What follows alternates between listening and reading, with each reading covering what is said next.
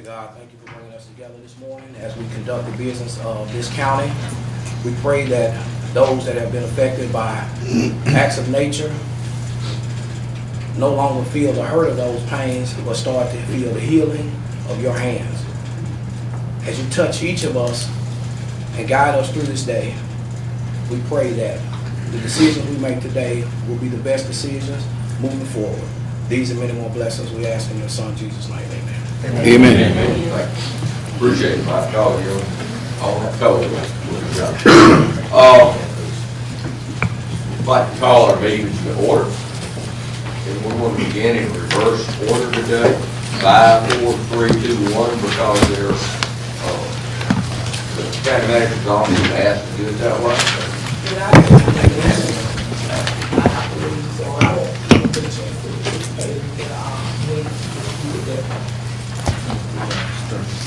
I'll defer to the county manager's office. Justin, you've got to, I know we have two presentations on number 5. If we can do that, then we'll go to you, and then we'll continue our order.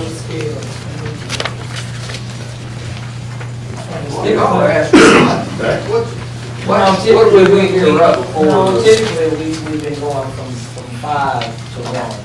And when you say reverse order, I get it, but I thought then that meant that if we're going in reverse order, and we'd be starting at 1, because typically I'm the last one to give a report. Be very kind of you, sir, if we could start from 1 and move to 5. I've got to take care. I have 2 presentations here for staff members that are here to answer questions, and they don't need to stay for the rest of the room. So They couldn't. I just asked. You normally start it off, sir. I'm just trying to figure out what would, today couldn't be granted a courtesy. I'm asking, so staff members can go. I understand all of that, but traditionally, Mr. President, we always start with 5 first. And that's why I'm saying, could that courtesy not be extended today? That we start with 1 instead of 5, Mr. President? Had you asked that before we began the meeting, I would happily granted it. I've had 2 other requests. I've had a request from the county manager's office asking me to do it that way, which I granted. And then I had an affirmation from District 5 restating that yesterday afternoon and this morning. And all these plans, all these slides were set aside for that. Now, I will show you governance, but I will let District 5 go first, then you, and then you, and then we'll take up the rest that y'all are here on. So again. All right. Good morning. You just glad to be here. Strong on that. I did. I know you did. Payback is 1. All right. Information technology and economic development. We're going to start off with IT with Kronos, and then a short presentation on our Microsoft 365. Good morning, Commissioners, and thank you very much for the consideration, because we have some of our staff members here, so I truly appreciate that. We have one item on the Commission agenda today, that's the Kronos software maintenance and support for the yearly maintenance. And any questions, I'll be more than happy to. Thank you, sir. The next one we have is a presentation. Yes, sir. All in favor? Thank you. All right. Thank you, sir. Yes, sir. This one, it's going to be a brief presentation, because as you all know, we are going towards Microsoft Office 365 on a cloud. We currently have Office 365 in place, but it's more on a commercial cloud. We are migrating it to a government cloud. But before I go there, I just want to give you all a high-level overview of actually what is Microsoft Office 365. You all know currently you have a desktop icon, which is Outlook, where how you access your email. What we are trying to do is be more proactive, so that in case of any DR or any issues, we have all our data, Jefferson County data, secured and protected. So Office 365 is basically, it's a web-based version. It's just like how you access your Gmail, Yahoo email. It's something similar to that. And it provides all access to your email, and it has several other features like SharePoint. This is how you transfer information between different departments. And we have OneDrive. For example, right now you have a network drive, H drive or S drive. We'll be migrating that into the cloud, and that's OneDrive. And then we have Skype for Business. For example, you want to do a video conference. This feature is available for us. And in order to accomplish this, we reworked with their contract with Microsoft called as EA Enterprise Agreement, so that we can get more benefits out of Microsoft cloud technologies.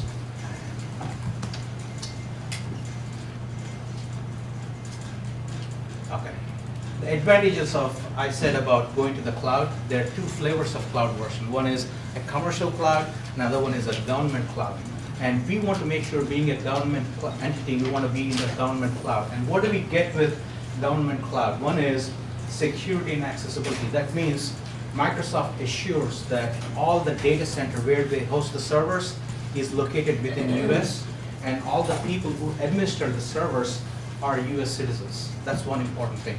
Second one is compliance.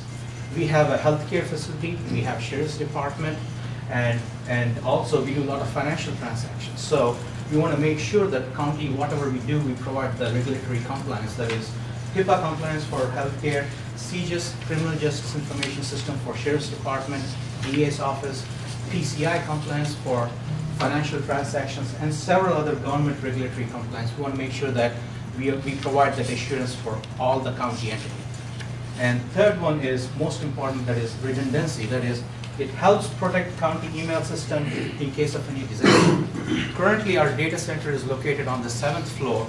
If something happens with the network or a server goes down, we will not be able to have access to the email. But this one is going to be in one of the data centers by the government cloud provided by Microsoft, so that you can have access of your system anywhere, anytime. So those are the assurances we're going to get from the government cloud. And what are some of the features of the high-level Office 365? Previously, we used to have Microsoft Office, Word, Excel, PowerPoint, located on your desktop computer. But we have taken that to the cloud. So it provides multiple aspects. Not only the Microsoft Office suite, there's something called as OneNote. I know when Commissioner Emmons started, he said, Sri, we use OneNote, can we get access to that? Now we can provide that. What exactly is OneNote? You have a notepad, right? Wherever you go at, you carry a notepad. This is nothing but a notepad version online. You take notes and you can access anywhere, anytime. And second thing is OneDrive, SharePoint, Microsoft Teams. Here we have a lot of projects we work together. For example, CityWorks implementation. We have several departments working together, and the Teams is where you can share information among projects. And that's part of the Microsoft piece. And then we have something called as a stream. It's not here, but what exactly a stream is, as a corporate entity or as a government entity, we take a lot of video. Now we have our PIO office here, and you want to provide a lot of video streams. You can use video stream as part of the corporate intranet, and you can share that video securely within the county entity.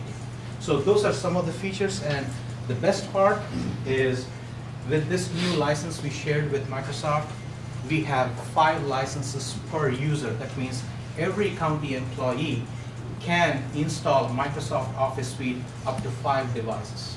So this is a benefit we want to leverage to all county employees. Say you have 2 county-owned devices, your desktop or your laptop, you install Microsoft Office.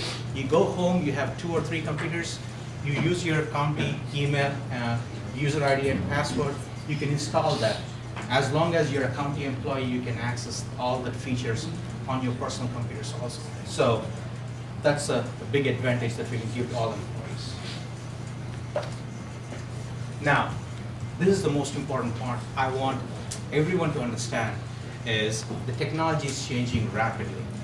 It's very difficult with the resources that we have, all the updates, to constantly update at the desktop level. So what we're doing is Microsoft is actually pushing all organizations to go onto the web. They call it OWA, that is Outlook Web Access. It's just like how you access your Gmail on your mobile device, right? Instead of having a client installed on your desktop, you just click on a browser. And that's what is called as a JEFCO OWA. So our staff, they have been working diligently. Joe, can you come here, please?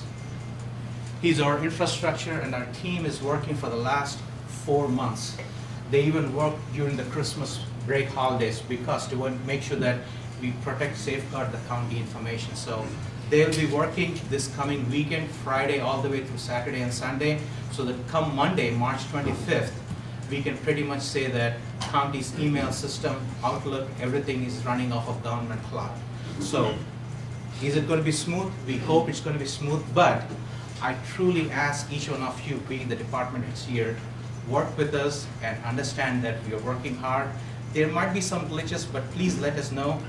We made sure that our not just help desk staff, but every IT employee will be allocated to the different departments, so that we want to make sure that if any of you have any questions, we have a staff member to work with you and make sure that it's going to have a seamless transition. But one request we ask you is, instead of using an Outlook client, we ask you to use Outlook Web Access. And it is same, it's just like clicking a browser. So our team has already installed OWA client on your desktop. This is the icon that you should see on your desktop. If you don't see that, we still have a time. Please call the help desk and the team will make sure that we push that client to your desktop. So that's one request I ask you to help us, so that going forward, if there is any updates happening, this automatically takes care of instead of us installing manually in your computer. Now, everybody has cell phones. County is issuing cell phones, iPhones. We standardized on iPhone, but there's still some departments using Android phones. That's a different discussion for a different day, but we want to make sure that we support all the devices. So we ask you to download an app. You all are familiar how to download an app on iStore or Google Store, right? So we just ask you to download Apple Outlook for Apple, and you just put in your user ID, that is your email address, and your network password. You get access to the email. So during the transition, Saturday and Sunday also, if you can install this, once we have the servers back up and running, you can have uninterrupted email access at any time. So we support both Apple and Android devices. And one of the most important aspects, you've been hearing a lot of this malware, ransomware happening, and we transmit a lot of data. Just to give a perspective, county, we process somewhere around 1 million+ emails every week. Guess how many are good emails that come through our system? Any guesses? The good ones, Good ones, yes, sir. 90%. One more. 95%. Out of 1 million emails, we get good. How many, Jeff? We average about less than 20,000 a week that are good, that are valid emails. Valid. And I think sometimes if it goes a little bit higher, it will be 45,000 emails. So we are blocking out almost how many? Close to 950,000 emails. That's spam, junk, and all that stuff, and malware. So please understand, we are trying to put in a lot of security infrastructure, but we are only secure as you as an individual clicking on that link. So we are taking all the necessary precautions, but these systems is going to help protect, to make sure that we have all the infrastructure proper in place. So that's one thing we ask. So if you think that you need to send an encrypted email, our email system has that capability. For example, healthcare, you want to send HIPAA-related information, or Sheriff's Department or DA want to transmit a lot of email attachments. All we ask is type in send secure with a bracket, and when the email goes out of the system, it encrypts the email. So this is one thing we want to make sure that, again, this is for your clarification. I will be sending out, my team will be sending out emails to you all, so that we want to, our intention is to educate each and every county employee, so that we more work on a more proactive than a reactive mode. So this is what we're going to do. So I'm sorry. One thing I'm going to ask is, we're going to work through this weekend, and come Monday, we'll be having the new system in place, and our team will be coming to all the departments, including Commissioner's Office, and we want to make sure that we take care of each one of them. So, any questions for me? I think it's extremely important, and all we have to do is point to the city of Atlanta. They got ransomware, and they got held captive for how long? For several weeks, and the publicized amount of money that they have spent roughly is around over $5 million. So, being proactive on IT is very, very important. He's already going down that path, which is IT affects all of us in our daily jobs. And also, will you speak a little bit about the strategic planning? Yes, sir. Yes. Prashant, Emily, please. This is Mr. Prashant Raghavan and Emily Wright. They are coming from Infotech Advisory Group. It's an IT advisory firm that Jefferson County has partnered with. We don't have an IT strategic plan. I can come down to ask you budget for next year. We're implementing these systems, but it's more haphazard way. But we want to do it the right way the first time. So we are building from the ground up. We are doing the foundation layer. But one of the most important aspect is having an enterprise county IT plan. And that's what they are. They are an IT advisory firm.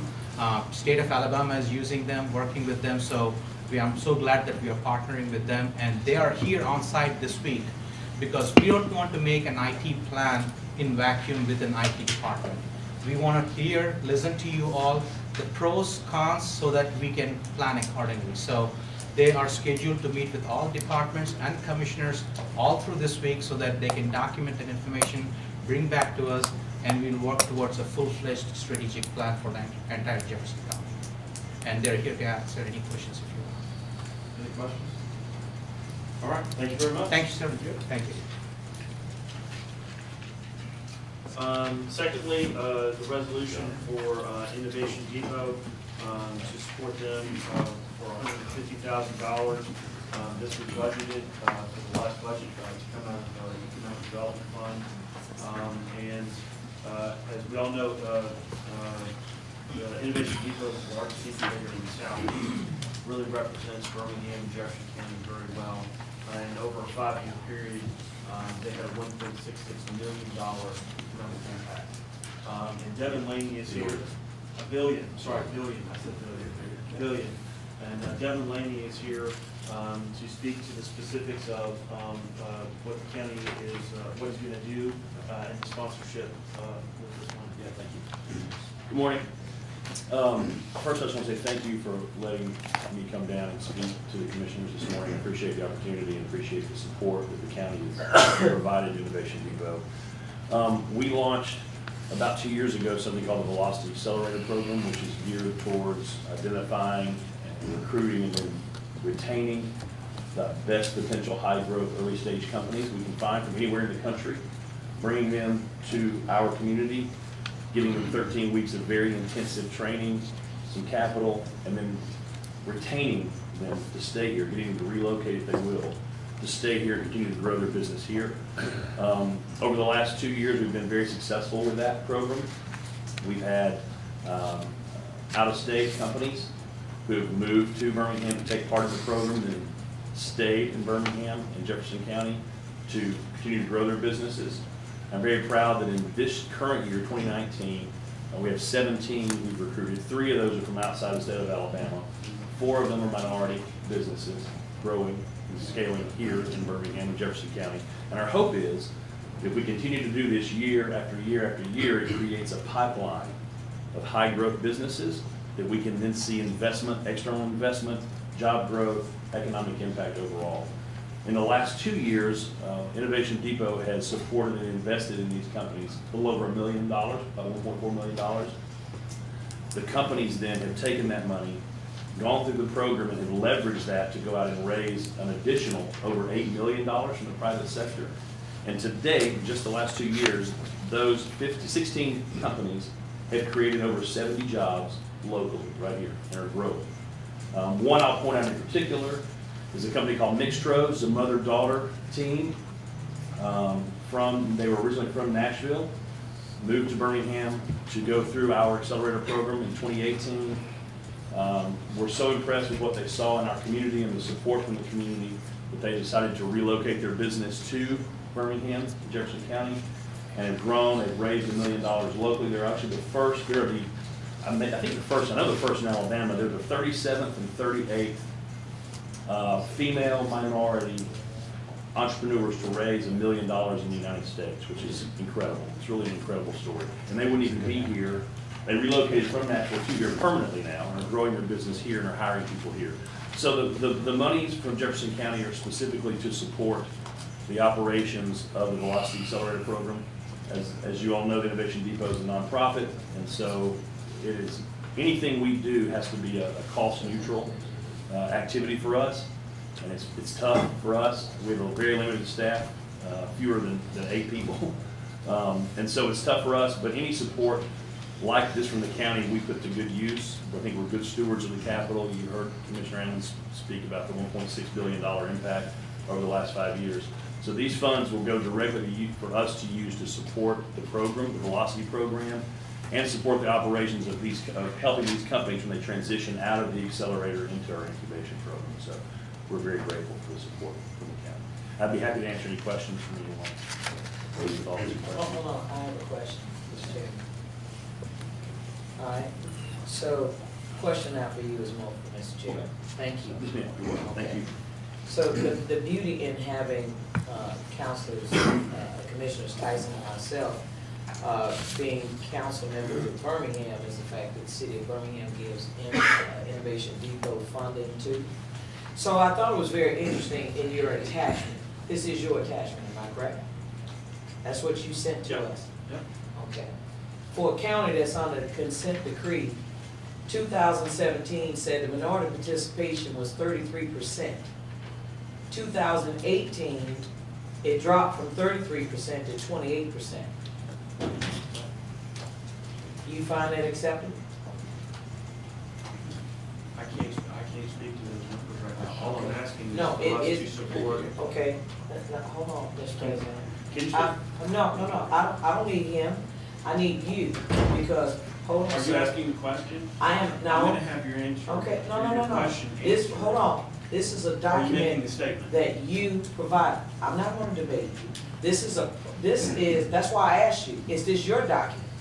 No, That you this is provided not my as a document. This you is- provided This it is as a Mr. Lindsay's backup. document, and I can get you an Okay. answer if you would like an answer. Okay, he can answer me, but you're the chairman, and you're the one that's supporting this item today. You provided it as backup. I'm asking about this 5% difference between 2017 and 2018. My experience, while I appreciate Innovation Depot as an incubator, for the city of Birmingham, it's probably no more than about 7 or 8 black-owned businesses that are a part of Innovation Depot. So that's why that intrigued me about this number. That's why I said, is this the information that you provided as a backup? Now, he can answer me, but you're the chairman. And if you, Mr. Chairman, are doing what you're supposed to do responsibly, then you're going to know what these numbers are, what they represent. And I would need someone who's in fact here for funding to be telling me something that is a document that you provided. So he still can tell me, but I'm telling you that you should know what the numbers are if you're gonna be in support of it. I'm in support of economic development and supporting innovation. Okay, you can be in startups. support of anything representing economic development. I am talking about minority participation and the decrease in that number from 2017 to 2018. And you seemingly think that that's okay. But that's what I'm telling you is unacceptable. I'm sorry, I didn't pay attention to that number. Okay. The numbers I pay attention to are the economic impact numbers that they bring. Sir, it's who makes You up want the your- economic you want your impact. question answered? Oh, absolutely. Okay, yeah. And then I You still answered want my your question. answer as to why would you support it I just and told you you see I a did not, I decrease in did that not pay number. attention to that Okay, number. but you should have. When we get an answer from him, We can get an answer from him, but I'm holding you responsible. You're the commissioner, he's not. He's here for I fun, got you. I got you. okay? That's all he's here Yeah, for. will you answer that question? Yeah, I'm happy to. In 2017, we had 9 teams total in the program. 3 of those were minority minority teams. 2018, we only had 7 teams. We decreased the number of teams overall just because we wanted to make sure we maintained the quality. So of those 7, we had 2 that were minority. This year, we have 7 teams in the program again, and we have 4 that are minority. So it's gone back up. It's at 57%. So what do you now. then define what minority is to you? Minority is African American primarily, and then we also section out women-owned businesses as well. So then, certified women-owned let me businesses. ask you then, sir, of the four, are these women-owned business or African-American-owned businesses? This year, there are,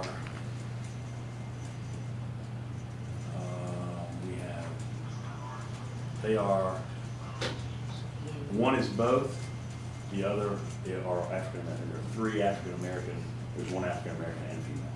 Okay, so seemingly, since you can regurgitate that very quickly, what are those businesses that are African-American and this woman-owned business? One is a company called Milk the Moment, which is a software, they're all software companies. One is Yep, say it to me one more time. Milk the Moment, which is a software company that prohibits or encourages people to not use their cell phones in meetings, in schools, and other events. She's a transplant, so we can use it here. Good luck. She's a transplant from Nashville. She relocated to Birmingham from Nashville. The other team is a company called Swervis, which is, Could you spell that for me? yep, it's SWERVICE. The young man that runs that is African-American here in Birmingham, city of Birmingham, and it's like a concierge software. It's a concierge auto repair business, so if you don't have time to take your car to the shop during the day, they have an app, so they'll come get your car, take it for you, make the repairs, bring it back. I need this number. You can download the app through the Swervis company. My list. We have over 100 businesses in the depot, and we have 7 in the accelerator programs, which hard to remember all of the individual companies. We have, I was only speaking of the four that you just named. yeah, I'm trying to think of how to best describe what they do. I mean, they're all software platforms, so they are. So these are we are referring to the 4 Yes.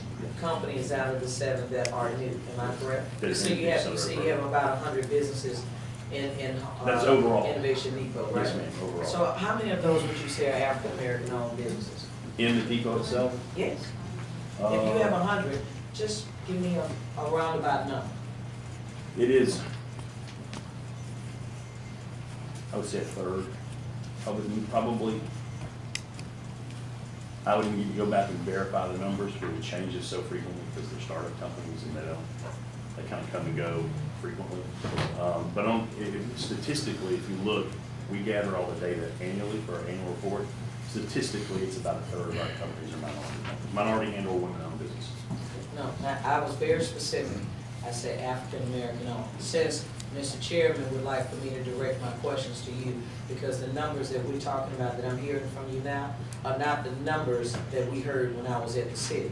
And you all have to come before the city doing the same presentation that you're doing right now. And that's why I know that the African-American owned businesses do not equate to that amount. And that's why I'm making sure I give you the benefit, since he put you on the spot. I was gonna give you a pass, but he put you on the spot, which means I'm gonna go by Innovation Depot today. Okay, because from what I understand and from what I've seen, being that I sat on economic development and was once the chair of economic development, hosted events at Innovation Depot, I know what the composition of Innovation Depot looks like, at least up until 2017. Okay, so that's the reason why I'm asking specific questions, because until we look like what the consent decree requires of this county, I'm not going to be satisfied with what I'm hearing today. And if it has gone down by 5%, even if you shovel off some of these businesses for new incoming businesses, it wouldn't represent 5%. That's the reason why I asked you, was this your So document? the numbers for this year, minority participation is up. In our accelerator program, yes. Yes. We're at 57%. He said in his accelerated program. That's not his overall program. Right, But okay. So that's Do all. you have any other questions? Well, what I'm saying, sir, and you can be facetious all you want, but I meant exactly what I just. Okay, and I'm giving you an answer. My answer to you is that if these numbers continue to decline, I don't think that it's representative of the position that the county should be taking. And there are other incubators that can be looked at, and we can divide this money into other incubators that will facilitate African-American owned businesses. just like it is in the same dissent decree that you and I and Commissioner Tyson, when we came aboard here, it specifically spells out what that is. And I've said, and I meant that as your vice chair, though sometimes I think you forget, I'm the vice chair of your committee, then that means that I would like to see that reflected in everything we do, including contracts. Well, if you want to talk about the consent decree and how that relates to non-profit, you can vote your conscience. If you don't feel like this is necessary for economic development, and helping us move forward with innovation. You know, I heard that statement about 2 years ago with a council member trying to challenge another council member on that based upon race. I have a great memory, and the only thing that I'm telling you is this: that's not the course that you want to take, because all we're talking about is equity and accessibility. If we're going to have an incubator, that incubator needs to facilitate everyone that makes up this county demographic. If it does not, it is discrimination. Doesn't matter how you look at it. I wouldn't care if they were white or a white woman-owned business. At the end of the day, the demographic is multicultural, and it needs to look like that. I'm talking about equitably. Not you have 5 here, 15 here, and 10 there, and all that. All of it needs to, that when you cut that pie and slice it, it all needs to look the same. I move that. Thank you. All in favor, aye? Aye. Thank you. I did want to give an update based on an article yesterday in the BBJ about Amazon, that we are still paving the road on Powder Plant Road, and they are the contract that they've laid out, and as far as incentives are concerned, deal with them opening operations no later than December 31st of 2020. I know at the groundbreaking, they said that the best case, they were trying to get to where they could be open for Christmas of 2019, but they've had some things that have held them up. We don't know what they specifically are, but I just want to lay that out, kind of clear it up that December 31st, 2020 was their original operations there. And Mr. Chairman, that concludes my report. Thank you very much. Okay. You can go ahead. Hey, Ty, one is getting ready to come up, but if you want me to. Okay. All right, so we have, under Public Works, Community Service, and Intergovernmental Relations Committee, Environmental Services, is that you, Cal, for today? Items 1 through 3 or 4? Yeah. Item 1 is Pine Lane Park LLC's wanting to attach to the county sewer main, and they're doing that on the state's right of way, so they're required to get a permit through ALDOT. So this is the ALDOT permit, no cost, no work for the county. Number 2 is payment to the railroad company where we cross the railroad with the sewer line in Lipscomb. Number 3 is a contract with Jacobs Engineering for engineering, design, construction, management services for phosphorus control, chemical addition improvements at 5 Mile, Turkey, Prudes, Warrior, WRFs. And then number 4 is Hazen Sawyer Village WRF improvements Phase 3, engineering design for the Village Creek reclamation facility, reliability and biological improvements. And David's here if y'all have any questions. I do have a couple questions on number 2, unification agreement. What agreement was that? Is that the consent decree, David? Yeah, it was part of the decree. We did with 21 municipalities when we took over the sewer. Okay, and Lipscomb has been paying this annual license fee? Apparently, yes, or at least it held it, I'm not sure. Okay, and the $10,000, is that a yearly amount or is that an accumulated amount? I think part of this is the actual transferring the license, and so part of it is a one-time thing. Normally, most of those run about anywhere from $2,000 to $5,000 annually. Okay. Okay, but by doing this, we're helping Lipscomb? Yeah, we're just taking over our Good. part of it. Okay. On item 3, this is the beginning of that phosphorus transformation that we have to make, or is this? Right, so this is for Locust Fork, which is Thama Creek and Village Creek, and so it affects, this is separate from the Cahaba River TNDL. But yes, this is Okay. our first phase of the construction, yes.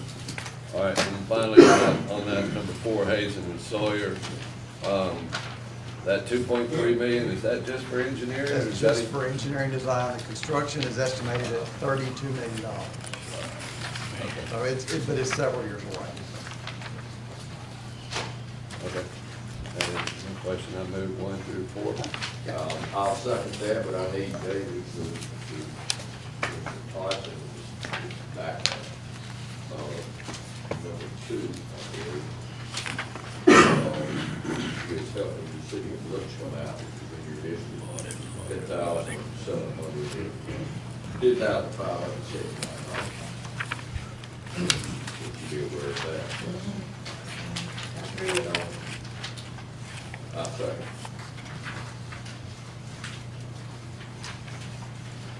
All right, so we've had, y'all doing it, I just thought maybe I just need to be quiet.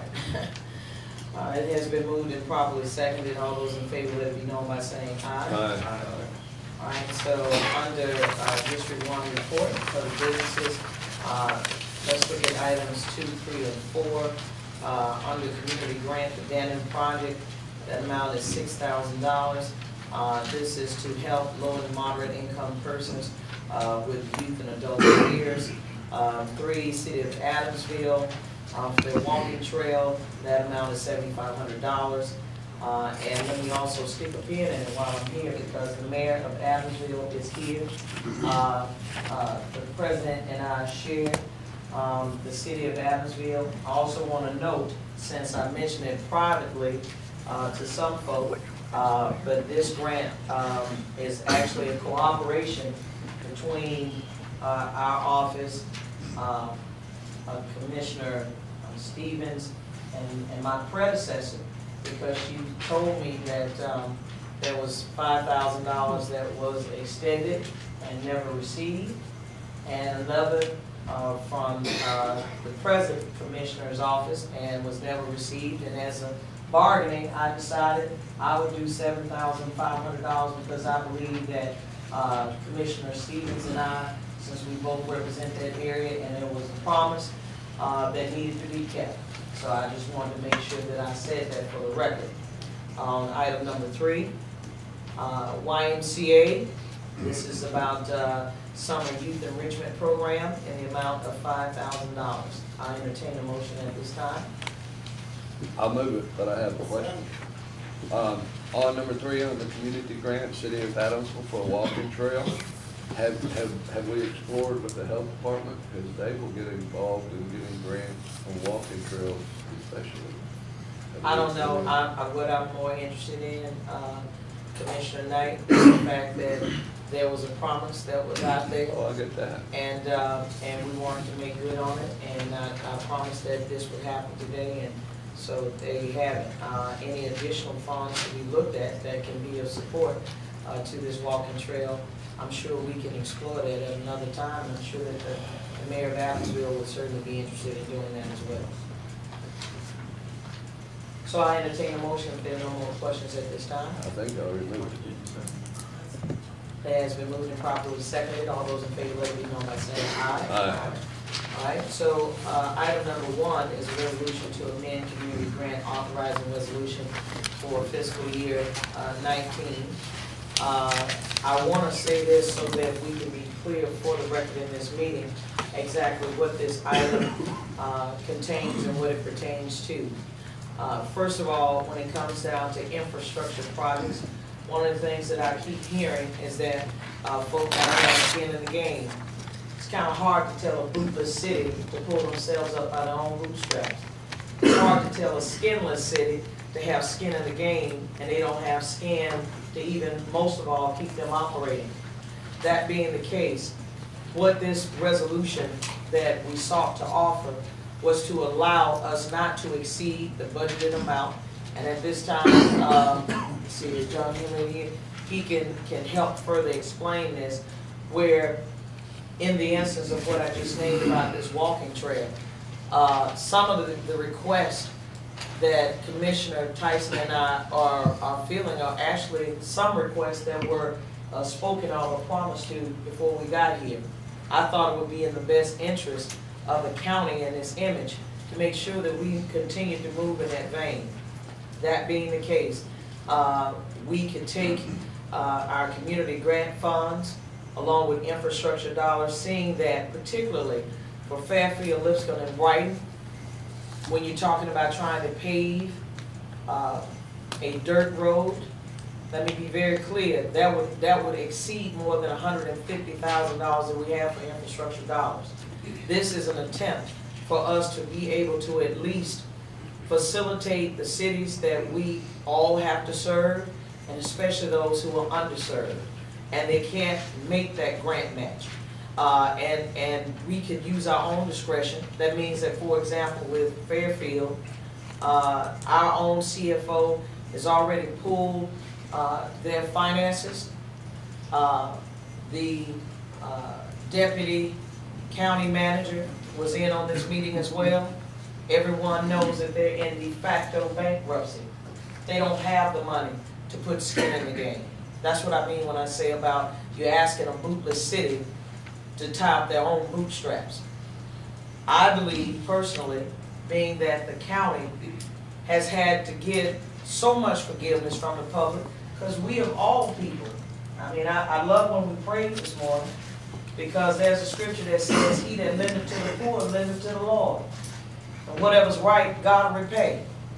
And I think if you've been forgiven for much, you should love much. That means that this county experienced a downfall of its own. And we needed people to support us during that time. We're not talking about, let me be very clear, roads just to pave city roads. A lot of these roads are roads that we actually own and couldn't take care of, just like this through road agreement today that's going to come up under Cal Marcus' report. I'm really hoping that we'll see the need. I will tell you that being that, unlike Commissioner Ammons yourself, you have a pot of money that you can go to for economic development, that if you wanted to do something for your committee, you have other dollars to do that. When we talk about this town hall meeting, I was willing to put up the money out of my community grant money because, first of all, I didn't want to put the county in a compromising position. I certainly didn't want to go to anyone's church or any facility that we deemed to be free to us, but it wouldn't be free to the folks who had to provide it to us.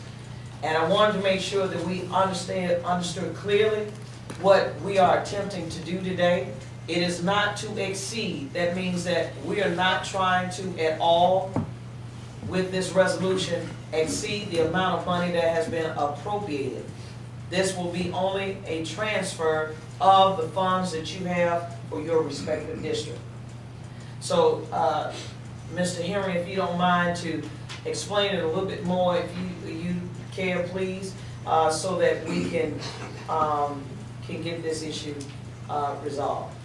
Sure. So the resolution that was passed last year, the second paragraph states that by the Jefferson County Commission that no more than $100,000 of the funds allocated to the community grant program for each commissioner shall be expended on qualifying nonprofit organizations with a suggested minimum grant of $2,500, recognizing that each grant takes a minimum of 8 hours of county personnel time to process. So the resolution being authored is saying that where the limit is $100,000, it would waive that limit of $100,000, making that the full amount of $250,000, where $100,000 was for 501c3, $150,000 for infrastructure. That full amount could be used for a 501c3. All right, and just so that you all know, commissioners, I also had this discussion with the county attorney. Many of you all may have seen this morning that Shauna and I will be talking briefly, but I spoke with our county attorney who said that this is lawful, that it can be used. And let me just say this for the record as well, and then, you know, I'm open to questions. There are some districts that are hit harder than others.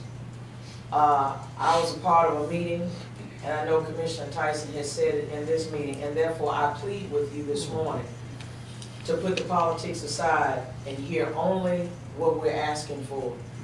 When you're talking about a dirt road within a county, within a city, and it has been proven that they do not have the finances to provide for its citizenry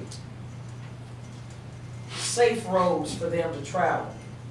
I want us to be very cautious in how we treat these smaller cities that don't have the capacity to do what we believe they should do. I'll also say this. It was brought to my attention that they just need to be annexed into the county. My response was, what happens if the county experiences any other kind of loss? What do you do then? Now you have even more county roads. Now we're not even talking about paving county roads or taking blighted areas and filling their potholes. Now you're talking about paving a whole city. Right now we're not responsible for the whole city. We're only responsible for the county roads within the city. If we take a real stern, firm approach, all I can say to all of us is be mindful.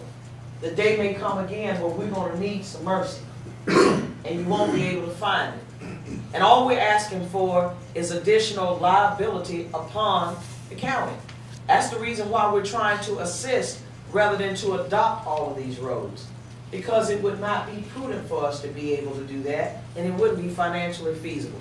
If it is financially feasible, then Mr. Henry, not to put you on the spot, because we have not discussed this, but then someone can tell me if we are financially able, or Mr. Markert, or David Denard, if someone can tell me, are we able financially to pay for the cost of these roads? I'll give you all an example. Just to do potholes in the city of Midfield, along the roads that we talked about, was $59,000 and some change. I literally went back to Cal and said, I can't do $59,000 because I only have $150,000. What could we do for $40,000?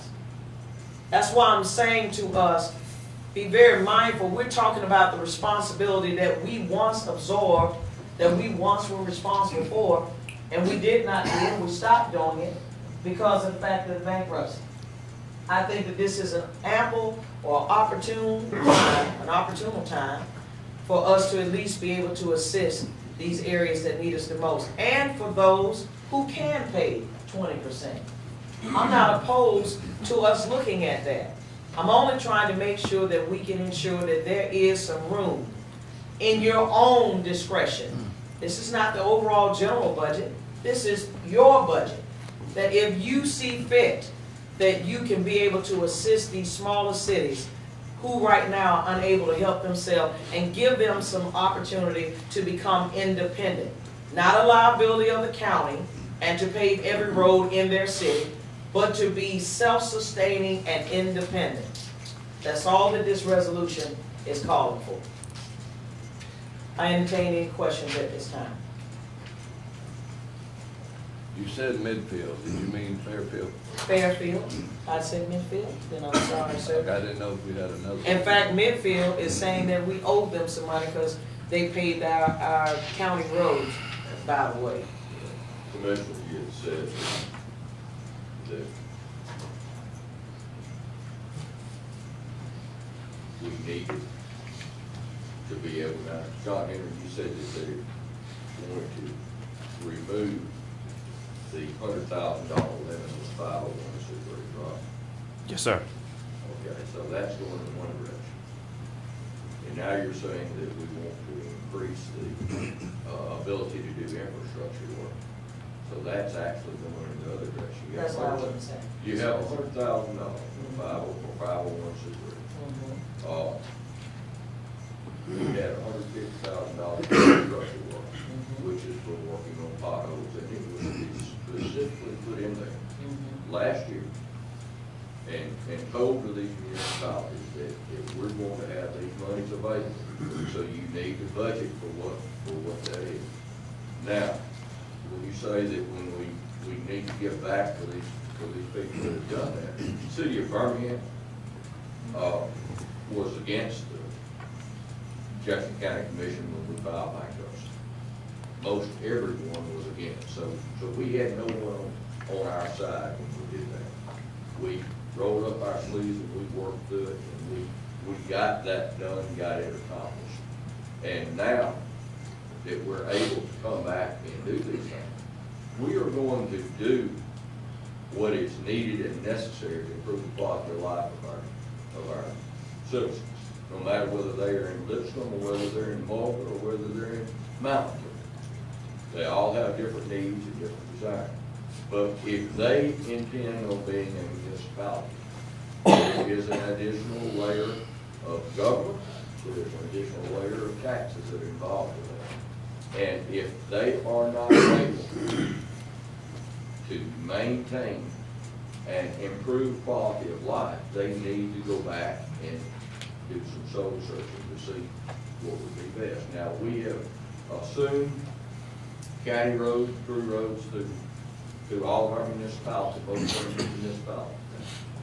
And I'm sure that we're going to, Cal, we're going to work on those. I'm sure that you're done. County roads? Yes, sir.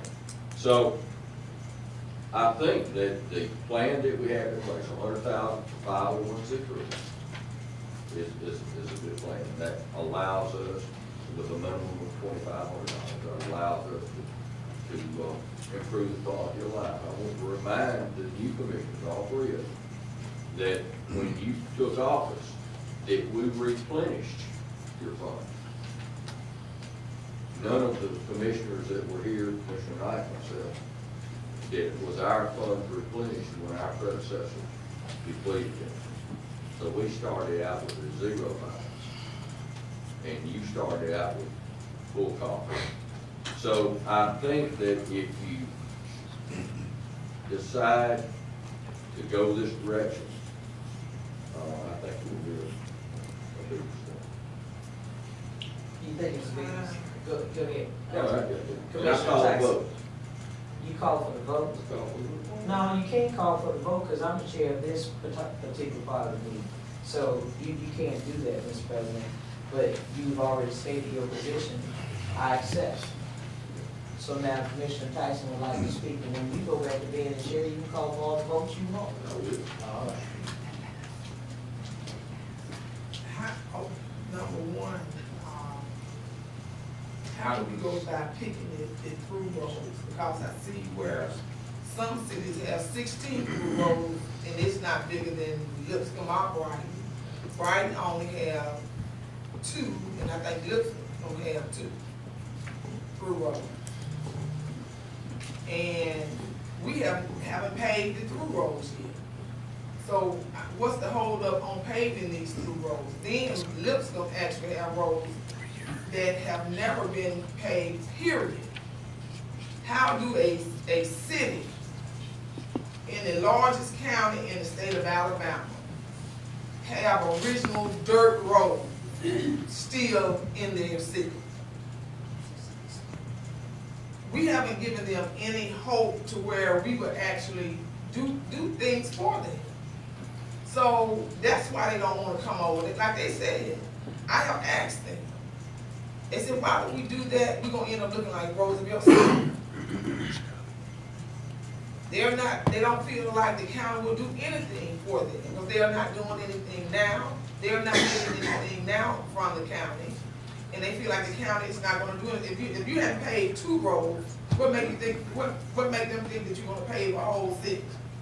And you haven't paid 2 through roads in the 8 years that these roads have been in existence as through roads. You're about to get additional road tax money for municipalities and the county. Lipscomb won't get in. Lipscomb will get $29,069 every year on the new gas tax. Brighton will get $34,044. That's 3 potholes. Fairfield will get $89,363. As far as the through road, what the decisions that's made about what roads are paved and which ones are not, and what sequence that is not our ability to go say, Cal, go pave this road, you go pave this road. That's their decision. They make that call and they make that we get the agreements in place, and they decide what's the priority, so. But I would like another look at Bright and Lipscomb through roads, because I know, I don't blame them, I would too. and, But that's their call, Mr. that's their Teller, if decision. you can get them to go and look at some more roads in those two municipalities. I think it's other roads that I walked on. So I feel like it's some more qualified for that, because I see Adamsville in here in the back, they have what, about what a through road 10 roads. They don't So I would like, definition. opportunity for them to go back and look at those two municipalities, please. And I promise you, you're not the only ones that get people saying, hey, we need to go to the through road. I get it too. District 1 and 2 on $100,000 for the, and I don't know what the other commissioners, they allocate their funds as to what they do. There was $100,000 appropriated for District 1, 2, 3, 4, and 5. $50,000 of that got spent by the previous commissioners in 1 and 2, and we replenished that. So there's $150,000 at 1 and 2, and I think, I don't know if 3 got it or not, or additional community grant fund. And I can't sit here and tell you, okay, of that money, how much has been used to fill a pothole? I don't know. But I'm just saying, I think that I would be willing to lower the 20% to maybe a 10% on some of these cities, to help themselves on the infrastructure. And they'll have something by which, and they can only spend this new gas tax money on roads. And I mean, that would be a good opportunity for them to do that, to match, so that we can. $29,000. They don't have potholes, they have ditches. That's how big those holes are. Your whole car can fit in the hole. So it's a difference between filling a pothole with $29,000 than filling a ditch. So I'm quite sure that $29,000, they would need about $200,000 more in order to fix that. Those holes that's in that road, Cal seen those roads. And it's a problem where you have Jefferson County been here all this time. We've had all these county commissioners, and you have a city that have roads that have never been paved. That's a problem. How could that have happened over all these years? I'm talking, it's the 21st century, and you still in Jefferson County, and you have a dirt road. I don't know how that happened.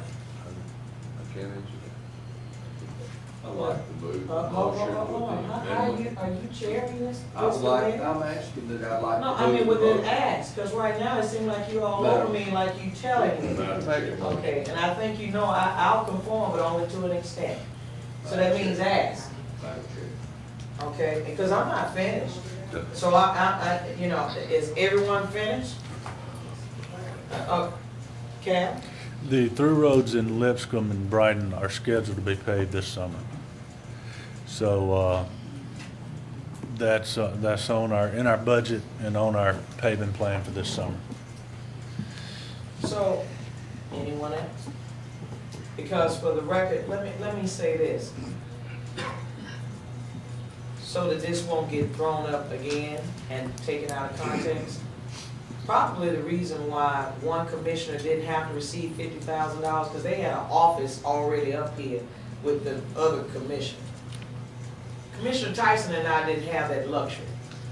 And in addition to that, if you telling me to make good on something that a previous commissioner who represented this district, or she's doing something that the previous commissioner who represented that district, and to put the county in a positive light, acted in good faith, and said, well, we have this pot of money available, would you all, as a courtesy to us, since our roads are in such poor conditions, and it takes a lot more money than $150,000 to be able to do anything significant, can we at least provide other services that can help those cities? Now, I'm just going to tell you something. I am one that attend a lot of my neighborhood meetings. I did as a council member, I equally do that as a commissioner. And I'm gonna be very candid with you. From Docena to some roads in Adamsville to some other things, that I will tell you that it is just a shame when you drive these roads and we're talking about, well, the gas tax is gonna be the savior. But for the gas tax, for some of the folks in our districts, that's a burden. Whether you all know that or not, it's a burden. And so they gotta drive on the poor roads while we sit here and play politics. And when you ask that question, Commissioner, about how in the world can a dirt road be in a county for this long, it's because of meetings like this, where everybody wants to turn the other cheek because it's not in your district. And if it doesn't affect your district, then we take the attitude that it's not meaningful. So here's what I'm gonna do. Hopefully, we would have had a change of heart maybe in some weeks and months to come. I'm gonna respectfully withdraw this item. Anything else? All right, so that's it for District 1. There you have it, Mr. Chair. Very much. District 2. As community development and community services committee, we have People Green Mercy Health Services. Good morning, Commissioners. We only have one agenda item. It's a request for $5,460 for a service contract on one of our tools in our laboratory. Move the item. Item 1 has been moved to second. All in favor, say aye. Aye. Okay. We have nothing but on the Department of Community Service and Workforce Development. Dr. Good morning, Commissioners. The first item is a grant agreement for UAB for forensic case management team, granting the amount of $853,871. This is a competitive grant that serves as a pass-through since UAB can't apply on their own. The county applied for that grant, and we'll be passing it through to UAB. Who does that serve? I mean, what is the forensic team? Just like the county, all the departments? That's correct. All the police departments and stuff? That's correct. The second one is with ESA for North Smithfield Manor 2 to extend that agreement until July 14, 2019. As most of you know from the discussions that we had on yesterday, that project is about 65% complete. They're putting the roof on the facility. It was delayed because we needed to get a easement from Alabama Power, and so that project is moving full steam ahead. Hold on, Dr. Hamilton, Madam Chair. So for item number 2, which is a further example of what I was saying earlier just a moment ago about why I need extra money in community grant matching dollars and all that. Because I was just at their neighborhood meeting last night, and they wanted me to ask you the question. They do not have a generator to power this storm shelter. So, The one we're talking about under construction? No, I'm talking about the one that's already completed. Okay. And they told me that they have about 20 large-sized batteries, but basically it only keeps the facility lit for 2 hours. Correct. And they have a concern. As their commissioner, who only has about $1,800 left in my account, I can't do anything about that because I'm sure that wouldn't go under infrastructure. But the question that they asked is they need assistance with a generator. And then they wanted to know if the second storm shelter would have at least a generator so that in the event that there's a storm, if they have to go there, they still have lights available. Yes. Okay, so the answer to your question is when we built that storm shelter, those generators that have the battery backup is to cover about 2 hours. That's about the time that a tornado would last. So the building was built originally to cover just a tornado event, but outside of that, they can use it for other activities like a community center or senior center.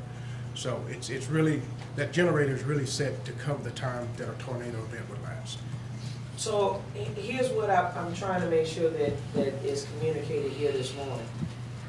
Their concern is if they had to be in that storm shelter longer than 2 hours, just imagine what just happened to Lee County.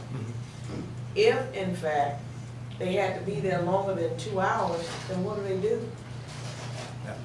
I don't know, but I know that, all I can say is the storm shelters are built to FEMA standards, and so all of those requirements are just for a tornado event, so I really don't know what they would do if it was. So let me beyond 2 ask this hours. question not of you, but Mr. Henry, would that be an infrastructure type of equipment that could be purchased for them? Because I wouldn't want them to be in that situation, especially considering if you know what the makeup of the community is. Yes. But North Smithfield Manor sits like on the top of a hill, and if there's any tornado that comes through there, which is what happened in 2011, it would just literally blow those rooftops off. So would that be something that could be spent? I would want to provide them with generators just for their safety. Well, I think it depends on the size. If it's gonna be a generator Commercial that's. size. Yeah, commercial size, that's probably a permanent fixture to the building, then you would consider that, accounting, we would consider that as an infrastructure because it's an improvement to an existing already structure or facility. So according to the current resolution, if that was the case, then the city would have to come up with a match. If it was They don't maybe have of to. a personal size type generator, then that would not be considered Hold on, what I'm infrastructure. saying. But, yeah, you know, for y'all smart folks this morning, okay, this is the kind of the scenario I'm talking about. So when you don't have a city and it's in unincorporated Jefferson County, then what do? For all the smart folks in here at the table, including you, Mr. President, then what do you do? If they don't have a mayor and a council, they don't have additional funding, all they have to depend on is the county or the federal government. So, can somebody explain that to me? What happens in a case like that when you don't have a city?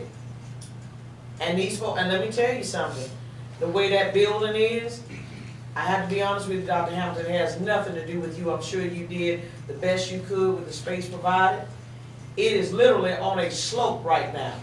And the sewer, my understanding, I don't want to put her on the spot, in roads and construction, that someone has gone out there, that's going to be my next inquiry is about that, because mosquitoes are in front of this person's home, the reverend that was there last night, because the sewer is right there in front of his home, which is poor construction to me.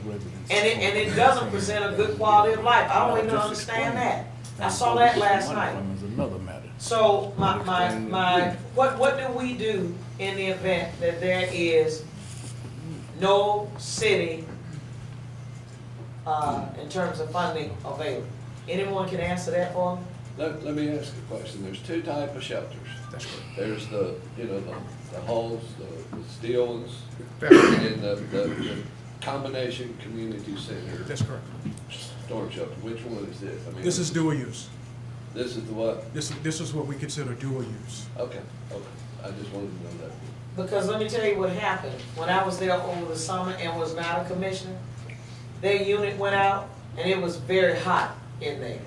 That's why I'm asking about this generator, because I don't know what was the deal then, but I can tell you they only have so much money because they don't have additional sources other than them raising some kind of dues to pay for it. So that's why I'm asking that question this morning. If I'm hearing you right, John Henry, you're saying you have to purchase a commercial-sized generator in order for that to be attached to the building, in order for infrastructure dollars to be used in that regard? And then, even then, is that a 20% grant match and they don't even have a city? If it is a infrastructure purchase, then yes, they would need to do the match according to the resolution that's currently active. Okay. But they don't, I'd be remiss to tell them what type of generator they would need to purchase. No, I get it. So all that I'm saying to this commission is, in a case like this, and you're talking about folks who were hit hard, and this community is trying to reestablish itself, it's depending on the county.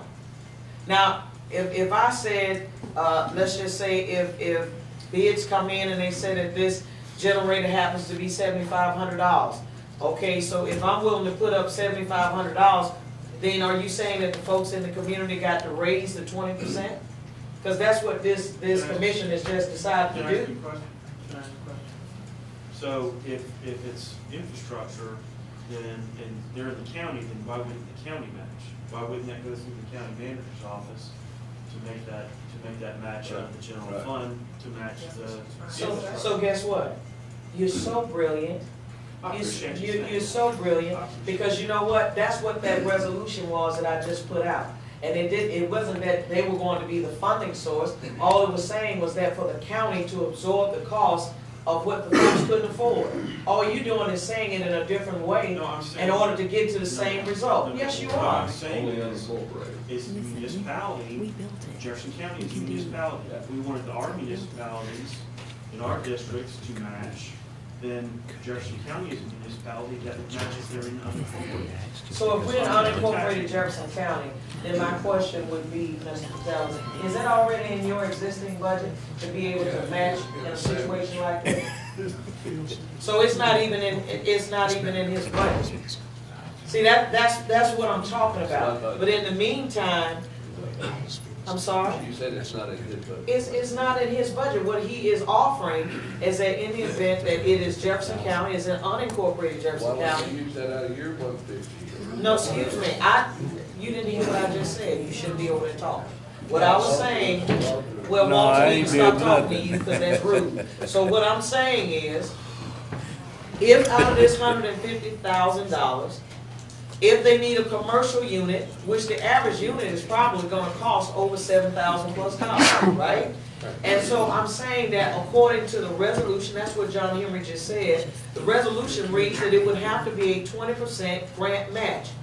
What Ammons is proposing is that 20% be met. I asked a question, I'm not proposing anything. Okay, then the question that you asked, I'm not gonna put words in your mouth, because I'm not gonna let you put it in mine.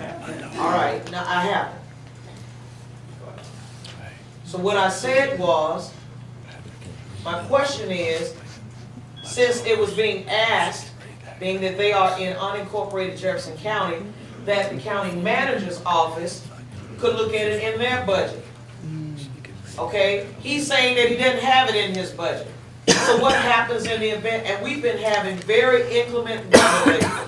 You all recognize that. In fact, over in my area on the eastern side of the district, we had straight line winds just about maybe 7 to 8 weeks ago that tore down a lot of power lines, okay? So I'm saying, what do you do in an instance like that? There's no money in their budget, since that was your ask. So what is the responsibility of the county to take care of its own residents in unincorporated Jefferson County? I'm just asking. I'm not asking you, Dr. Hamilton, because you can only do what you have money to do. I'm asking of someone with the law department, you, Mr. Patelis, or you, John Henry, someone answer that question for me. What happens when you're in unincorporated Jefferson County and they don't have something as simple as a generator, and we've been having very bad weather as of late? I'm willing to put it up out of my infrastructure dollars. Where will the 20% grant match come from? Since you all wouldn't approve this today. You wouldn't have to use infrastructure money. This is a building that was built by the county, or at least under contract by the county. You could either change the design to add that in the initial part, where if FEMA doesn't cover the budget, then we could cover the budget to include a larger generator. You're not limited to your infrastructure community grant for a generator. I mean, you could use your regular community grant funds for that. Oh, no, ma'am, I'm at $1,800, you know, that's what these good folks here don't understand. I don't have no more money to spend. But I have $1,800, that's it. But they could. Who is that? The county could. Out of what budget? Y'all find a bunch of money. I mean, I'm just saying, if y'all decided that you wanted to, that y'all could do that. It's not, you're not restricted by an infrastructure budget. This is a building that y'all constructed. Well, from what Dr. Hamilton said when Smithfield Manor was brought up before, was that basically the community is left to take care of it now because those were federal dollars used. Right, so it's just like buying a new house. You have a 1-year warranty. After the warranty, HUD does not come back in and add any additional money for maintenance. Why would, okay, but the money you had was only limited for that 2-hour window, and the fact that we went from a tornado shelter to a community center, that's not covered by the FEMA. Right, funding. so it meets the FEMA standards, and the 2-hour battery backup is sufficient for that standard.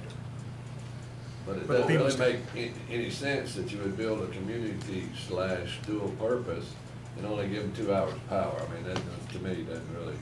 Well, I Make mean, from sense. I HUD understand. standpoint, you're right, from HUD standpoint and state EMA standpoint, it has to meet the standards of FEMA. I And- get and that. that's what they but require us to do. It seems like a big investment to only have a power for 2 hours.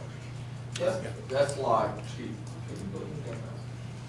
the 2 hour backup is only for times of emergency. That's correct. Hopefully the power is on any other time that That's you're gonna have correct. a community meeting. That's correct. Or use it for That makes a real sense. purpose. In that, That answers my question. That's, that's, you know, that's like having a battery, a flashlight at your house. that's Fire correct. things. That's correct. So, Madam Chair, then I'm still back at the same question about the 20% match.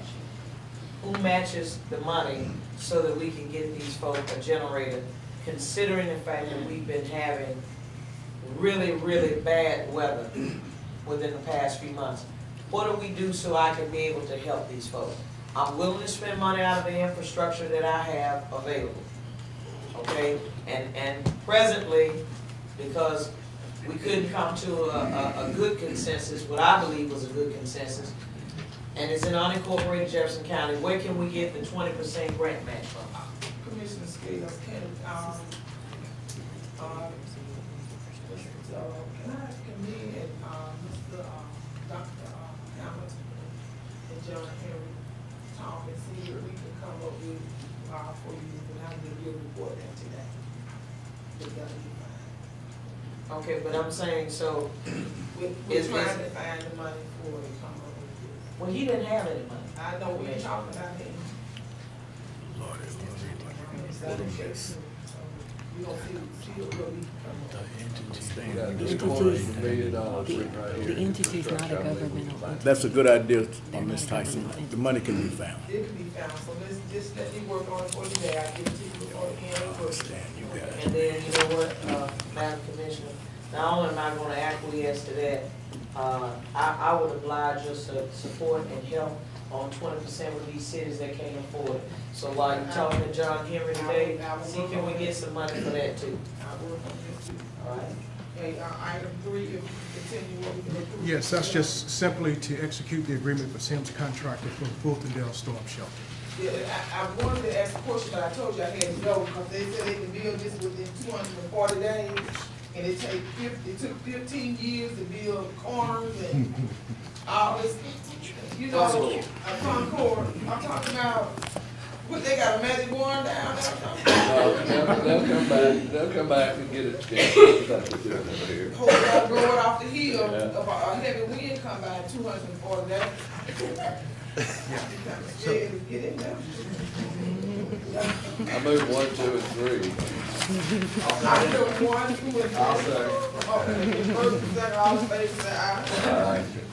Okay, nothing to family towards, retention. I do have a report, I wanted to, item that I need to move. I have community, one step to fitness, have $5,000, if I can get this approved today. Yeah. So it's not a governmental entity, so your infrastructure would never be triggered. Because your infrastructure is tied to a governmental entity. That's why I mean, like, we don't have to use,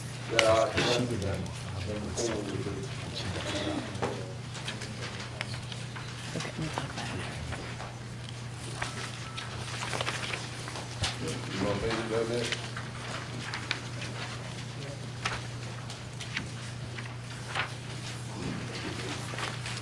I got out of secret. All right. Finance. Mr. John Henry, you want to take the lead in this? Yes, sir. Good morning, Commissioners. The first item is a contract for Bloomberg Finance. Bloomberg Finance is a financial software package. I'm pretty sure you all have heard of it. What it allows us to do is track our individual debt outstandings by QSIP, by price. As you're aware that we do have a large amount of debt coming callable October 1st, 2023. we will begin to track that by CUSIP level to see if there's any opportunities to repurchase any of that debt before it becomes callable.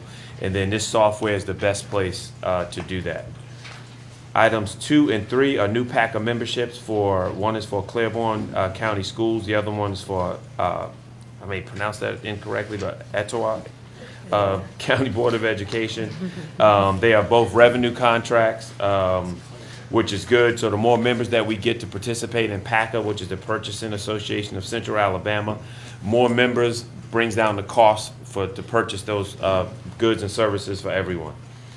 Item number 4, which I talked to each of the commissioners about, is our resolution authorizing the transfer of various operating and capital funds. On that resolution, you will see that we are transferring from our general fund as well as our bridge and building fund to capital road construction, as well as our capital projects fund. This kind of completes the funding for a lot of the major projects we're doing in roads as well as general services. And then the other thing that we're doing, which is great, is we are building on the fiscal policies that we established in 2011. So we are transferring to an uncertainty fund, a catastrophic fund, as well as a budget stabilization fund. These were funds that were outlined in our fiscal policies back in 2011. So we are executing on what the rating agencies and the markets wanted to see the county do in its bankruptcy and since exiting from bankruptcy. We are following that plan. Item number 5 is our unusual demand report, which there's nothing unusual on it. 6, 7, and 8 are our purchasing item reports, our purchasing agenda, our purchasing exception report, and our encumbrance report. 9 and 10 are our credit card reports for authorization. And then in budget, we have, I'm sorry. Do I have a motion on finance 1 through 10? Who had it? I have a motion, second, all in favor, please say aye. Aye. Budget, okay, thank you, sir. Yes, sir. And then on, for our budget management office, what we have is our travel and staff development budget, as well as 3 budget amendments. For each budget amendment, the first one is a transfer from finance to commission districts 1, 2, and 5. That is $5,000 for each new commissioner that started this term. The second item is a budget increase of revenue and expenditures for EMA. They are for reimbursable costs to EMA. Do I have a motion on 1 and 2? Who had it? I have questions on 2, please. All right. Why are we moving $5,000 to 1, 2, and 5? So at the beginning of the term, myself and Mr. Patelis had the opportunity to visit with our new commissioners. As part of that visitation, it was expressed to us that their offices weren't equipped weren't equipped with anything. So during that process, we indicated that if they would at least start the year as far as their expenditures, and then we would revisit if a transfer needed to occur throughout the year. And the commissioners approached, or commissioners for districts 1 and 2 approached Mr. Patelis and myself to see if we could do a transfer in reference to that. Okay, I wasn't aware of this until I had a conversation with Commissioner Scales, and I have no need. I'm living within my budget, and so I don't think there's a need for District 5 to be included in that. I think if you're looking for your 20% match, there's a good place to start. If he doesn't have if county manager doesn't have any match, then if John Henry's willing to give up $15,000 out of his budget, then there's money to match for a generator right there. You know, I mean, we had $14,000 that we added to each commissioner's budget between last year and this year. And I pulled all the expenditures from last year, and no one actually spent that entire amount. and we added to it this year, so, And I think that it's up to the probation, but I think- I don't know that you need. I think the departments have been very generous between, IT and general services on things that we needed, new furniture, computers, monitors, a number of things that did not come out of our commission budgets, our operational budgets. Mr. Chair. We appreciate it. Go ahead. Ms. Gibbs. So let me just say this. I find your ask very interesting because you knew the answer before you started. But if you thinking for one moment that I need to take $5,000 out of my operating budget to be able to purchase a generator, then that says more about you than it does about myself. That's not what he said. I think Well, he what was is he offering saying his then? 5,000. He's not offering his $5,000. I think he just offered his 5,000 to put back in the pool, and Okay. from there you can get a match to help with that generator. So $5,000 is gonna go to match a generator, is that what you're saying? I don't think that's. Is that what you were saying? 100% match. No, ma'am. I'm saying I knew it if wasn't you- what you said, I think he's trying to cover for If you, you were- and so I'm you not can talk talking, to I'm just yourself. trying to explain what, You want me to speak for myself? what I perceive, but yeah, you speak You for asked yourself. the county manager if he had money in his budget. He said no. You're asking for $15,000 out of John Henry's budget. We didn't ask for Finance. $15,000, what we asked for, respectfully, Commissioner, was assistance. And let me just say this for the record, something that you had that Commissioner Tyson and I didn't have, you had Carrington's office at your disposal. You had an office space within his office space. When I came here, this young lady didn't have a pen or a piece of paper to write on. Virginia, did Okay. you give you a- And so at the end of the day, this is I've serious. I've also offered you, Okay. anything I had in my office, you could have had. So we don't I have to play got a games stockpile this of morning, paper. Mr. Ammons. Let me say I'm this. not playing games with you. You, sir, were actually having commission meetings and was not officially the commissioner. This commissioner and I, yes, you were. I was having Because that's, at commission least that's what you told us. But at the end of the day, she and I did not have a smooth transition like maybe you experienced, sir. And do we get penalized for doing so? That's the reason why we asked. We didn't make a demand, we only asked, okay?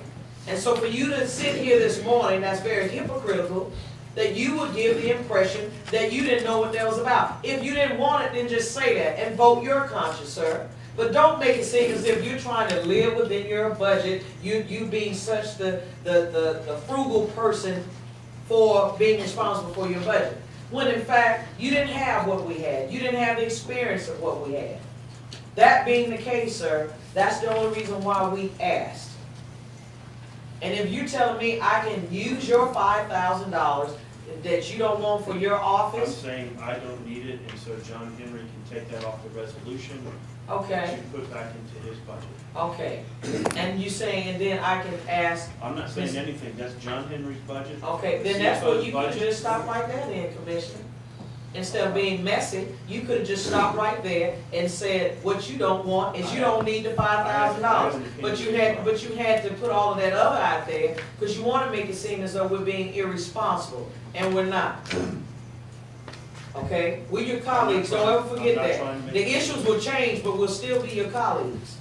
Whether you all wanted us here or not, we're here.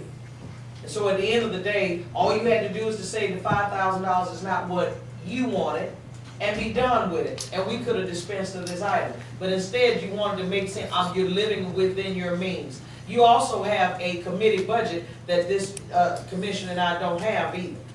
Okay, so I'm gonna tone it down before I say some things that really is gonna resonate in this room amongst the five of us. Because you had a jump start on Commissioner Tyson and I. You had much more of a head start, and everybody in this room that is a department head, they know that. And why is it a bad thing? Okay, well, guess what? And why is it a bad thing when we ask for assistance? Do I have a motion? Move the item? I have a motion, do I have a second?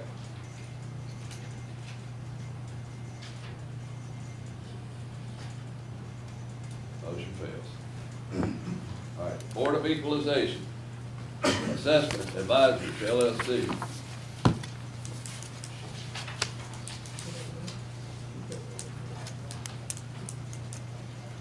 More, We need, point of order, but, yeah, we need to go ahead and do the EMA so they can get their reimbursement. They were both tied together in that resolution, so we need to separate. Oh, okay, yeah, you're right. Okay, look, let's, all right, so, let's go back. Commission operating budget, that was for 1, 2, and 5, right?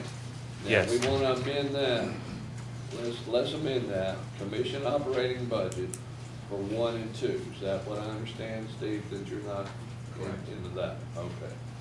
So let's take that one first, even though we just had that, we're nulling that last vote. Okay. So the first motion would be commission operating budget increase $5,000 for commission 1 and 2. Total of 10. You have a motion. You got a second. Okay. All in favor, please say aye. Aye. Aye. Any opposed? Wait, what did I, you just say that again?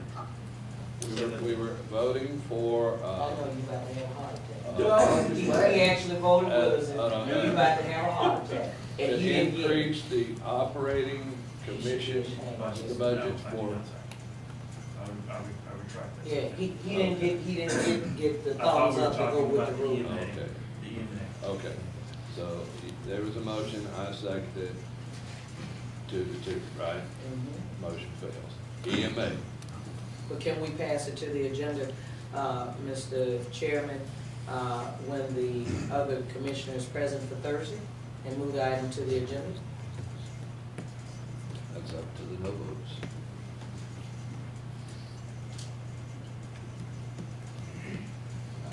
You want me to do what? What I'd like for you to do, Mr. President, is for us to move the item to the agenda where Commissioner Tyson and I would have the ability to vote on it on Thursday. I'm not for the item. You're not for the item? To be put So, on the agenda. so you don't want it on the agenda? So I would not say. Okay, well, no problem. And duly noted, and will be remembered. Sure. Thank you, I get you. All right, now we have the EMA items for the report in the backup. Do I have a Correct. motion? I move the EMA. Do I have a second? I'll second that one also. All in favor for the EMA backup items for the report, say aye. Aye. Aye, that one passed. All right, Board of Equalization. good morning, Commissioner, Greg Gardner, Chief of Treasury for the Board of Equalization. Okay, I'm sorry. Give me 1 second, I've got No to problem. clean up some housekeeping here. Travel and staff development, do I have a motion? Have a motion? No. Have a second, all in favor, please say aye. Aye. They immediately keeps us on track. Board of Equalization, now you're on, sir. Yes, sir. David Ogden, Chief Appraiser for the Board of Equalization. What you have before you is a contract for Income Works. It is simply a web-based software program that develops value using the income approach model, which quite differs from our current cost approach model. As many of you may know, that cost does not necessarily equal value. This group is collecting through their partnerships with different brokers, agents. They're able to collect locally market data as it relates to rents, income and expenses, and things of that nature. And we're able to develop values using this model. Any questions? Have a motion and a second. All in favor, please say aye. Aye. Board of Registrars, thank you, sir. Good morning, everyone. This should finish up what the state of Alabama owes us for postage reimbursement for 2018. And I'll go straight back in the general fund.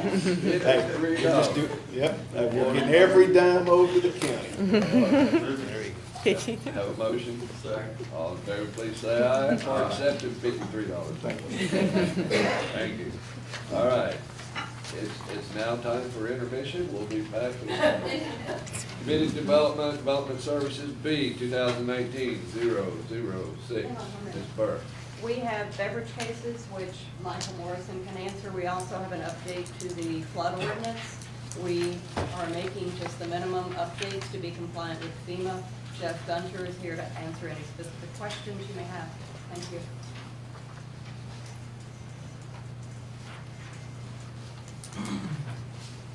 Do I have a motion?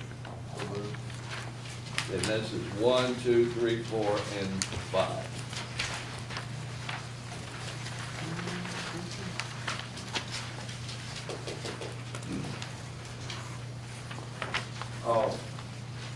One thing that we do on development service, we gonna go through those yet? Obviously, I have one on the. I think Ms. Bird just zoomed right over those.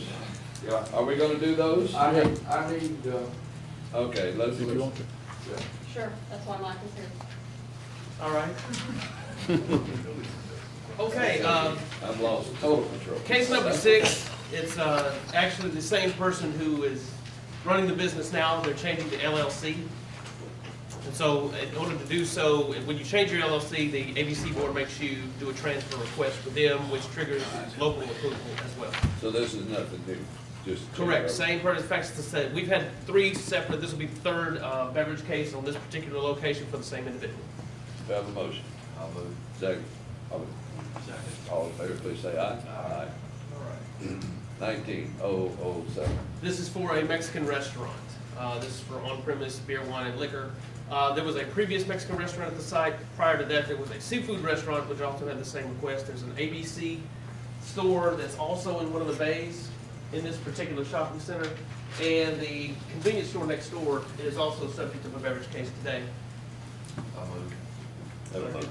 Second. All in favor, please say aye. 2019-008. Yes, this is a request for a package store. It's out on Alliance Road, out in the Alliance community in extreme western Jefferson County. What they plan on doing is utilizing the existing Red Top Grocery for those who are familiar with the area. This is sort of at a rural crossroads. They want to wall off a portion of the structure and have a package store on the opposite side.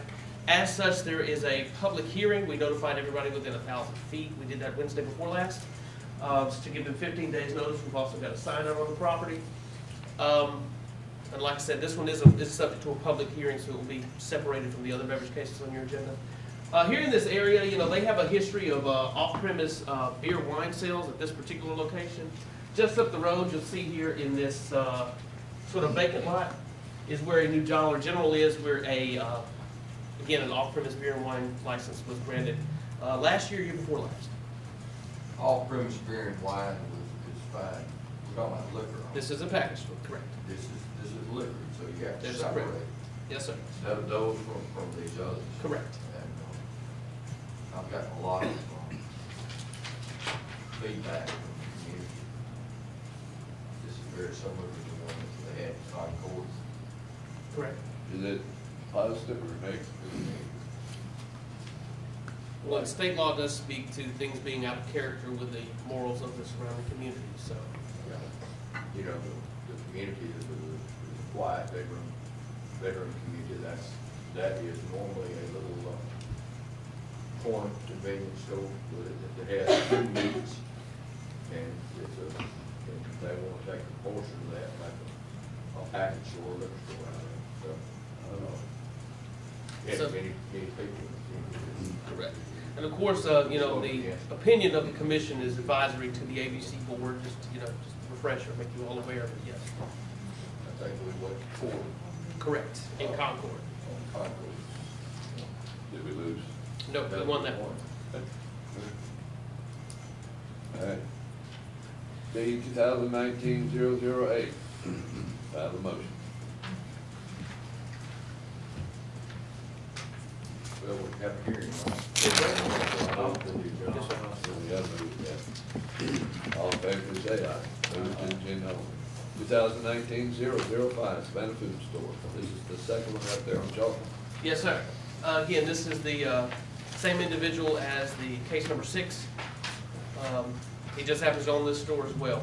And just a little bit of background, the previous case that we had for this individual for this store, as well as the Grant store, which is subject of case number 6, the last case, he had one single LLC that owned the 2 stores. He's separating them back out, okay? So, but again, same individual, same location, so. Have a motion.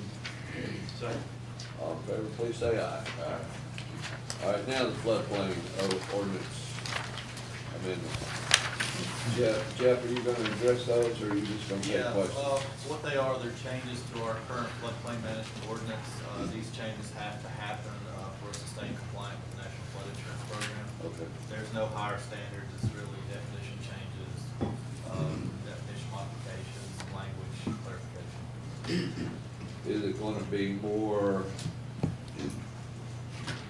intrusive or difficult for people? I don't think anything's really gonna change in day-to-day operation. All right, good. Any questions? Do I have a motion? A motion? All in favor, please say aye. Have a district attorney salary agreement. I had a question on this one. Which office is it, Bessemer or Birmingham? Do we have anybody from the DA's office here? Zach, could you follow up? Birmingham. Birmingham? Yeah. Okay. Do I have a motion? So moved. All in favor, please say aye. Aye. General Services, Southern Overhead Door. Mr. Smith. Yes, sir. So I have two items. The first one is a gate replacement for the criminal justice building for the secure parking gate area. And item two is a authorization to manage CCDs for the HR project. Let me ask you a question. What is CCD? The acronym? Construction change directives. Okay. Have a motion? Second. All in favor, please say aye. All right, I have a couple of community grants.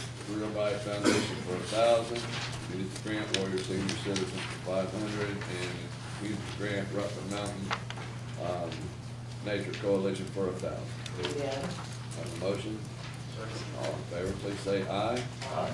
And I would just like to take a point of personal privilege and thank everybody for all your prayers and your thoughts during my mom's illness and passing. So thank you very much. I appreciate all of you. For my fellow commissioners, for covering my back while I kind of been out on the limb for a while. Thank you. Ending my report. State administrative and infrastructure committee. We have Twin Rail Road and Bridge Replacement Project, funding agreement. About $505,000, only one project out, you want to speak to that? It's just a standard utility agreement for AlDOT to approve and relocate the utilities for that project. I have a question. Ours is 20% match, right? And that's $500,000. No, the total agreement's for $500,000, I believe. Okay. So I was thinking it's gonna take $2.5 million to move these utilities. Nah. I mean, that's the way I read it, but, okay. Move the item. Now, how can? Sure.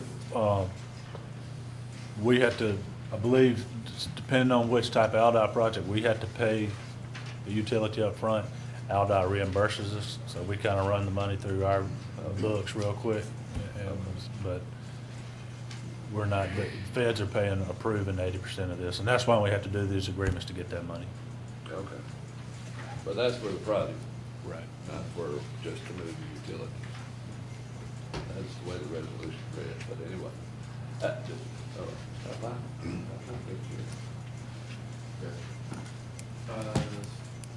Motion. I move.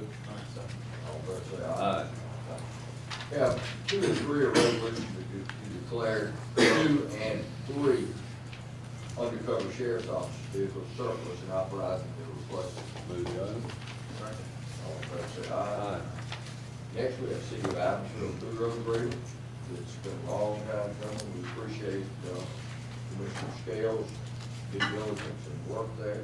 And this is something that I have been working on since 2015. I looked like there was one road difference, maybe 2 roads difference. So if you got that taken care of, I wholeheartedly endorse that. I move the item. Second? All in favor, say aye. Aye. All right. AlDOT reimbursement. All right. Relocation of ESD utilities on Morgan Road. All right, Commissioners, this is an update of the sewer. So the state's paying Jefferson County Sewer to relocate, and we're trying real hard to meet a letting date. So AlDOT's checking these things as we submit the plans. So what I'm trying to say, by the end of the day today, we may have a revised number that we'll put on the agenda, so I'll let you know Thursday if that changes. But what we have to do for these agreements is have a set of plans and the engineered cost. And when we submit them to AlDOT, they make changes, we change the quantities, and I don't have time to wait to another commission meeting. So hopefully this is set, but I just want to point that out. But what utilities are we anticipated to have to be moved? This particular agreement is solely for Jefferson County sewer line. Okay. Of course, we had Alabama Power, AT&T, we had all the others already approved. Well, it says for any utility, so that's what it's with. Okay. Move the item? Second. All in favor, say aye. Next county attorney, we have 19 damage claims, injury claims. Is there any that, Commissioner would like to identify and set aside for separate order? Yes, I have read them, so. Move items 1 through 19. We have a motion.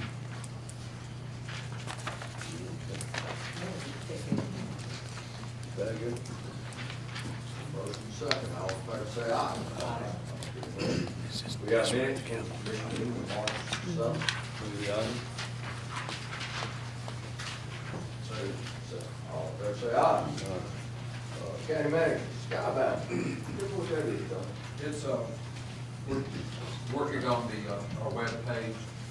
We're doing 20 sites of interest in Jefferson County for aerial videos, and the contract for $5,200. And then the second item is the filming location agreement. We have a movie company, movies called Inheritance. They want to film in Judge Bluacker's courtroom for 1 day. And this is one of the bigger budget items that new films that are in Birmingham. Also, let y'all know that Trading Paints and Vigor, the 2 movies that were filmed in Birmingham, is on Amazon Prime, and you can see those at home. And you'll see a lot of familiar sites in the city of Birmingham. We're getting more and more requests for movies coming into Birmingham. Again, the Alabama legislature had the incentives tax for the film industry. So, but this Inheritance has got some big names that these are young actors. I don't know who they are, but names like Lily Collins, Connie Nielsen, Simon Pegg. Simon Pegg was Mission Impossible. Did you negotiate any? Chase Crawford is in there as well. Did you negotiate any spots for us, commissioners, or anything? Actually, they're always looking for extras. Talk about in a supporting role. Extra stuff, we can do it. I can bring one of my cardboards out. We got extras here sometimes. Commissioner, the location manager for that, all they have is actually want to be sending me the information for people to apply to the extras. We'll get you fixed up. For the movie industry, Birmingham and Jefferson County and surrounding cities, they've done a lot of filming in Bessemer, Hueytown, in the county, in the city of Birmingham. And the movie Bigger, 100% of it was filmed in the city of Birmingham. And that's the, I watched it last week. It's very, very good movie. So those are the 2 items I have today. Move the items. Second. Everybody say, all in favor say aye. For final items, food training, food service club. Move it. Second. All in favor say aye.